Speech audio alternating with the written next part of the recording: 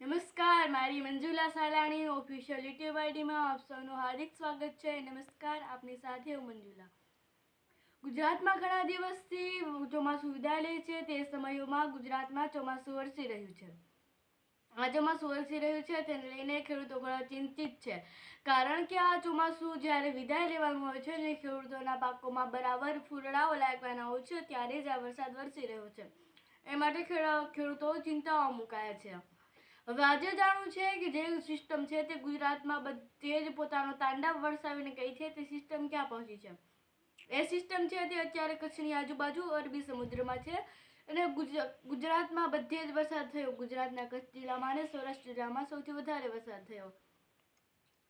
કચ્છ જિલ્લાના ભુજ એ જિલ્લાઓમાં વધારે વરસાદ થયો હતો. હજુ પણ એક નવી સિસ્ટમ સક્રિય થઈ રહી છે અને તે સિસ્ટમ 6 તારીખના દિવસે ગુજરાતમાં પ્રવેશવાની છે અને 6 તારીખના રોજ ગુજરાતમાં વરસાદ થવાનો છે. એ સિસ્ટમ છે તે અત્યારે અરબી સમુદ્રમાં છે, અરબી સાગરમાં, અને અરબી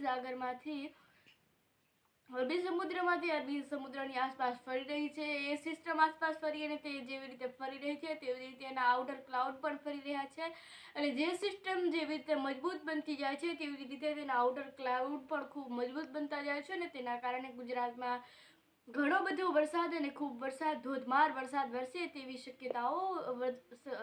શક્યતાઓ દર્શાવે છે હવામાન નિષ્ણાંત અને હવામાન વિભાગ દ્વારા.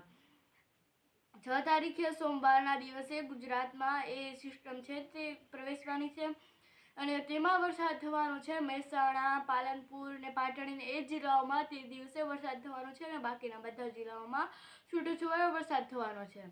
7 તારીખના એ સિસ્ટમને ભેજ અને હવા મળવાનું છે, તે શક્તિદાર બનવાની છે, તેને શક્તિ મળવાની છે. તેના કારણે તે થોડું પાવરફુલ બનશે અને તે ઘણા જિલ્લાઓમાં વરસશે અને ખૂબ મોટી રીતે, ખૂબ ધોધમાર રીતે વરસવાનું છે. એ સિસ્ટમ છે એ જે સાયક્લોન શક્તિ છે તે વાવાઝોડું આવે તેવી પણ શક્યતા હવામાન નિષ્ણાંત અને હવામાન વિભાગ દ્વારા કરાઈ છે.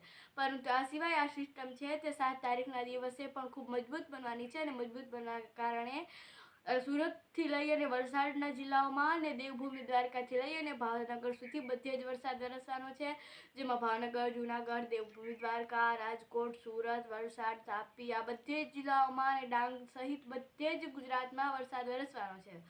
આ સિવાયના કચ્છ જિલ્લામાં, બનાસકાંઠા, છોટાઉદેપુર, અમરેલી એ જિલ્લાઓમાં જે વરસાદ વરસવાનો છે તે છૂટોછવાયો વરસાદ વરસવાનો છે. 8 અને 9 તારીખે હવામાન નિષ્ણાંતની કંઈક એવી આગાહી છે કે ગુજરાતમાં બધે છૂટોછવાયો સિસ્ટમ થોડીક ઓછી મજબૂત થવાની છે અને જે મજબૂત થઈ હતી તેના કરતાં તે સશક્ત બની જવાની છે. એટલે થોડી વધી થઈ અને થોડી મોટી સિસ્ટમ બનશે અને મોટી સિસ્ટમ બનવાના કારણે તે બધે જ ગુજરાતમાં વરસવાની છે. જેમાં કચ્છ અને સૌરાષ્ટ્રમાં પણ આ વખતે ફરીથી તે સિસ્ટમ પોતાનો કહેર મચાવવાની છે અને ત્યાં પણ ધોધમાર વરસાદ વરસવાનો છે. 9 તારીખના દિવસે સિસ્ટમ હળવી પડી જવાની છે અને અશક્ત બની જવાની છે. તે કારણે તે સિસ્ટમ છે તે માત્ર અમુક જ જિલ્લાઓમાં વરસવાની છે, જેમાં ભાવનગર અને રાજકોટ, દેવભૂમિ દ્વારકા, જૂનાગઢ અને ગીર સોમનાથમાં જ વરસવાની છે. બાકીના બધા જિલ્લાઓમાં છૂટોછવાયો વરસાદ રહેવાનો છે.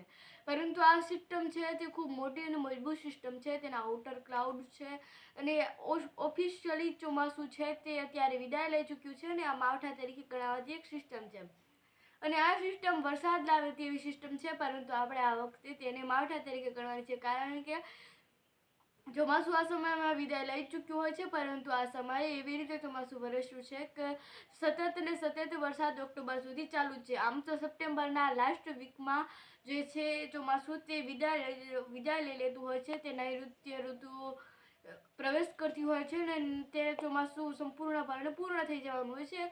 પરંતુ આ સમયે ઓક્ટોબર મહિનામાં કંઈક એવું અલગ જોવા મળ્યું કે ઓક્ટોબરનું પહેલું વીક આવી ગયું, છતાં પણ ચોમાસું હજી ચાલુ જ છે અને હવે આપણે આ ચોમાસું છે જે સિસ્ટમ બની છે તેને માવઠા તરીકે ગણવાની છે અને હજુ આ સિસ્ટમ બની રહી છે અને તેની સંપૂર્ણ માહિતી જે હવામાન નિષ્ણાંત અને હવામાન વિભાગ અવલોકન કરી રહ્યા છે તે પ્રમાણેની સંપૂર્ણ માહિતી હજુ બાકી છે અને તે અપાઈ પણ જવાની છે. અને એ માહિતીને તમારે જો જાણવી હોય તો અમારી મંજુલા સાલાણી ઓફિશિયલ યુટ્યુબને સબસ્ક્રાઈબ કરવાનું ભૂલશો નહીં. અને જો તમે અમારી મંજુલા સાલાણી ઓફિશિયલ યુટ્યુબ સાથે જોડાયા હોય તો તમે અમારી મંજુલા સાલાણી ઓફિશિયલ યુટ્યુબને સબસ્ક્રાઈબ કરવાનું ભૂલશો નહીં. આભાર.